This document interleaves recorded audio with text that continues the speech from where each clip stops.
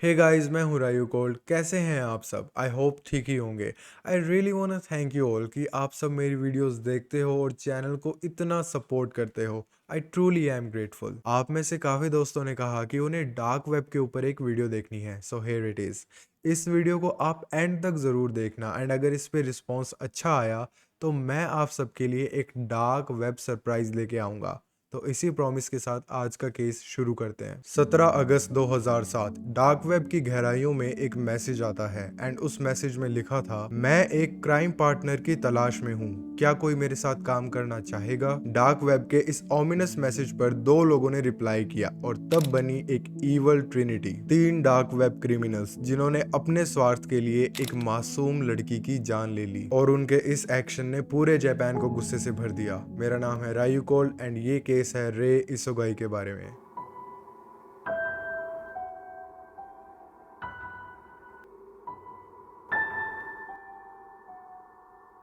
आप सब dark web से फेमिलियर तो होंगे ही। यूट्यूब पर काफ़ी सारी वीडियोस है डार्क वेब पर एंड डार्क वेब काफ़ी बदनाम है। हालांकि ये कहना सही नहीं होगा कि डार्क वेब पर सिर्फ इलीगल क्रिमिनल एक्टिविटीज़ होती हैं, but it's a huge part of it. बस कुछ ही क्लिक से आपको डार्क वेब पर guns, drugs and illegal porn का एक्सेस मिल जाता है। आप एक हिटमैन भी हायर कर सकते हो या फिर जैसा इस केस में हुआ है, you can search for a partner in crime. Kenji Kawagishi एक 40 साल का आदमी था। उसके पास कोई जॉब नहीं थी, वो एक वैन में रहता था। एक टाइम पर केंजी का घर परिवार था, बीवी और 4 बच्चे। वो चाहता तो एक नॉर्मल लाइफ जी सकता था, बट एक फैमिली होने के बावजूद भी वो कभी क्राइम की दुनिया से नहीं निकला। 1999 में केंजी ने डार्क वेब यूज करना शुरू कर दिया था।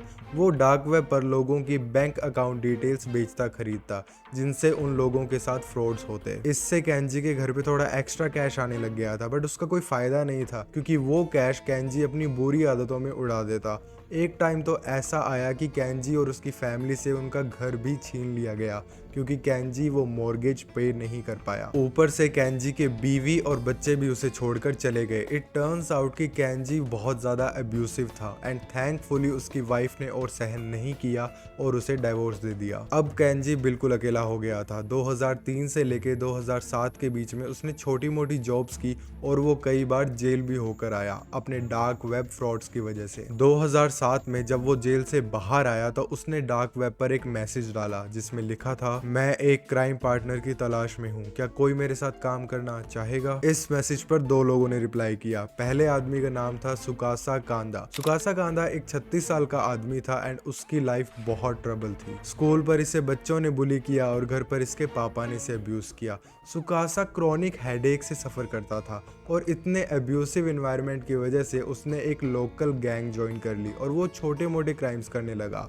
और केंजी की तरह ये भी डार्क वेब पर फ्रॉड्स करने लगा। 1989 में सुकासा ने अपनी ग्रेजुएशन पूरी की और वो एक न्यूज़पेपर कंपनी में काम करने लगा, बट उसकी सैलरी इतनी कम थी कि उसे अपनी गर्लफ्रेंड से पैसे मांगने पड़ते थे। तो केंजी की तरह सुकासा पर भी काफी कर्ज था और वो पैसों के लिए बहुत डेस्परेट था। दूसरा आदमी जिसने उस लिंक पर क्लिक किया था वो था योशितोमो होरी। योशी एक 32 साल का डार्ट प्लेयर था।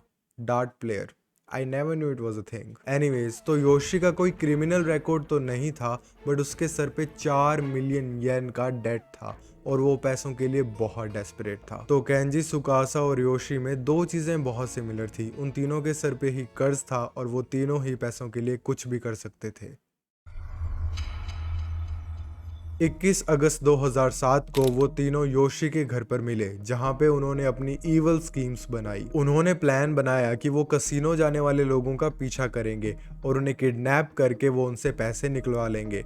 कसिनो वाले लोगों को शायद उन्होंने इसीलिए चुना क्योंकि उन्हें लगा कि अगर वो कसिनो जाके पैसा खर्च कर रहे हैं तो उनके पास ऑब्वियसली बहुत सारा पैसा होगा ही। तो 22 अगस्त को उन्होंने एक आदमी की गाड़ी का पीछा किया जो कसिनो से निकला था, पर उसके घर पहुंचकर उन्हें रियलाइज हुआ कि इस आदमी के घर पर अलार्म्स है और इसके पास एक सिक्योरिटी डॉग भी है, तो उनके लिए इसे किडनैप करना बहुत मुश्किल होगा, तो उन्हें खाली हाथ ही लौटना पड़ा। अगले दिन भी उन्होंने एक आदमी का पीछा किया, पर वो आदमी इतनी टाइट सिक्योरिटी बिल्डिंग में रहता था कि वो फिर से कुछ नहीं कर पाए। अपने हर फेल्ड अटेम्प्ट के साथ वो तीनों फ्रस्ट्रेट होते गए। अब वो इतने डेस्परेट हो गए थे कि वो कुछ भी कर सकते थे और तब उन्होंने टारगेट किया रे इसोगाई को। रे इसोगाई एक 31 साल की लड़की थी जो वहाँ एक लोकल फर्म में क्लर्क थी। रे 20 जुलाई 1976 में पैदा हुई थी। अनफॉर्चुनेटली जब वो छोटी सी थी तब उसके पापा की डेथ हो गई थी। उसके बाद उसकी माँ ने ही अकेले उसे बड़ा किया और उसके पापा की कमी कभी महसूस नहीं होने दी। रे ने हाई स्कूल से ड्रॉप आउट ले लिया, बट ड्रॉप आउट लेते ही उसने एक जॉब ले ली which made her mama proud. उसका ये सपना था कि वो अपनी माँ के लिए एक घर खरीदेगी। रे एक strong, hard working and caring women थी एंड अब वो 31 साल की हो गई थी तो उसका सारा फोकस अपने करियर पर था। 24 अगस्त 2007 रे अपने ऑफिस में उस दिन ओवर टाइम कर रही थी तो ऑफिस से निकलते निकलते उसे थोड़ा सा लेट हो गया था, बट रे को कोई फिक्र नहीं थी क्योंकि उसका अपार्टमेंट पास में ही था। रे जब घर जा रही थी तो उसे रास्ते में एक गाड़ी मिली जो उसके पास से निकली। रे ने उस पर ज्यादा ध्यान नहीं दिया और वो आगे निकल गई।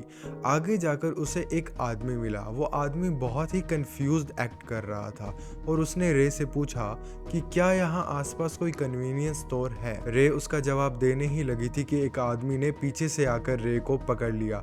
रे बहुत चीखी चिल्लाई पर वहां किसी ने भी उसकी आवाज नहीं सुनी। उन तीनों ने रे को उस गाड़ी में डाला और वहां से ले गए। गाड़ी में उन्होंने रे को हैंडकफ्स पहना दिए और उसे एक सुनसान जगह पर ले गए। उन्होंने रे के बैग से 62,000 येन और एटीएम कार्ड्स चुरा लिए। उसके बाद उन्होंने एक चाकू निकाला और वो रे को फोर्स करने लगे कि वो उन्हें एटीएम कार्ड के पिन नंबर दे दे।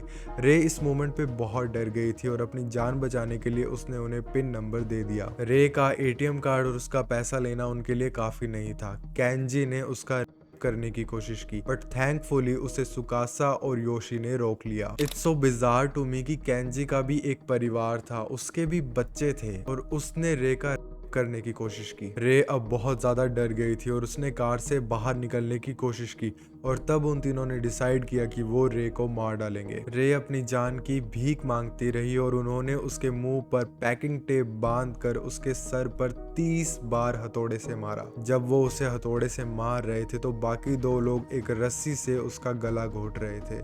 उन 3 डार्क वेब किलर्स ने एक मासूम को बेरहमी से मार डाला। इतने विशियस अटैक के बाद रे का बच पाना नामुमकिन था। सुबह के 4 बजे उन्होंने रे की बॉडी को मिजुनामी के जंगल में फेंक दिया। इसके बाद जब वो एटीएम गए रे के अकाउंट से पैसे निकलवाने तो उन्हें पता चला कि रे ने एक्चुअली उन्हें गलत पिन नंबर दे दिया है। तो जो 62,000 येन उन्होंने रे के बैग से लिए थे उन्होंने वो ही आपस में बांट लिए और प्लान बनाया कि आज रात को वो फिर से किसी लड़की को किडनैप करेंगे उससे पैसे लेके उसका मर्डर करने के लिए। और शायद एक और मासूम की जान चली भी जाती अगर उन तीनों में से एक आदमी पुलिस को कॉल ना करता।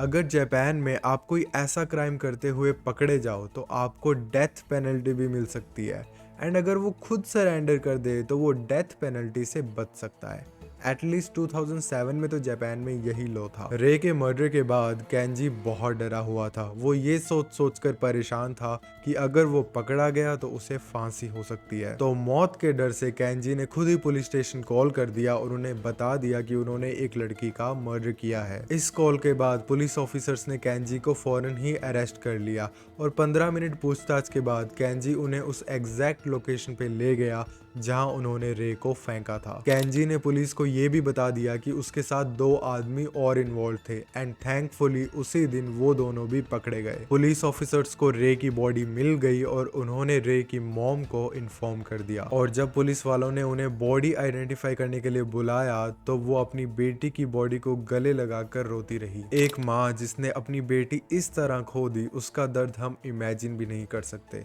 उन्होंने अपना हस्बैंड तो बहुत पहले खो दिया था और अब ये वो बिल्कुल अकेली हो गई थी। जल्द ही मीडिया और न्यूज़ चैनल्स को इस हॉरिफिक क्राइम के बारे में पता चला और लोग गुस्से से भर गए। रे की मॉम ने एक पेटिशन शुरू किया कि इन तीनों क्रिमिनल्स को डेथ सेंटेंस ही मिलना चाहिए।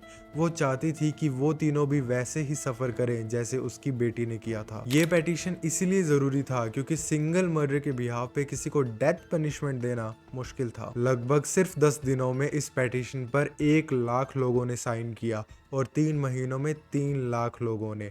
और अब हम आते हैं इस केस की कोर्ट हियरिंग्स पर। कोर्ट के अंदर केंजी, सुकासा और योशी ने इमीडिएटली अपना क्राइम कन्फेस कर लिया और जब उनसे पूछा गया कि इस मर्डर का प्लान किसने किया था तो वो एक दूसरे की तरफ पॉइंट करने लगे। उन तीनों के चेहरे पर जरा भी अफसोस नजर नहीं आ रहा था और कोर्ट हियरिंग के टाइम सुकासा ने तो रे का मजाक भी उड़ाया था। 18 मार्च 2009 कोर्ट ने केंजी और योशी को लाइफ इम्प्रिजनमेंट का सेंटेंस दिया और सुकासा को डेथ पेनल्टी। पहले तो कोर्ट ने योशी को भी डेथ सेंटेंस दिया था बट उसकी एक सक्सेसफुल अपील के बाद वो सेंटेंस विथड्रॉ करके उसे लाइफ इम्प्रिजनमेंट हुई और केंजी ने तो सरेंडर कर ही दिया था, इसीलिए उसे डेथ सेंटेंस नहीं मिला। 25 जून 2015 सुकासा को फांसी लगाई गई। इट्स सो अनफॉर्चुनेट कि रे जैसी लड़की के साथ इतना बुरा हुआ। आपको पता है रे अपनी सैलरी से आधा हिस्सा हमेशा सेव करती थी ताकि एक दिन वो अपनी मॉम के लिए एक घर खरीद सके। रे was so pure hearted. Her mom and her friends will always remember her. And हम सब प्रे करते हैं कि जो उसके साथ हुआ वो फिर कभी किसी के साथ ना हो। Thank you so much for watching the video. अगर आपको इस केस के बारे में कुछ कहना है तो आप नीचे कमेंट सेक्शन में कह सकते हो एंड अगर आप चाहो तो इस वीडियो को आप शेयर भी कर सकते हो और इस चैनल को सब्सक्राइब ज़रूर कर देना। मैं मिलता हूँ आपसे अगली बार एक नए केस के साथ।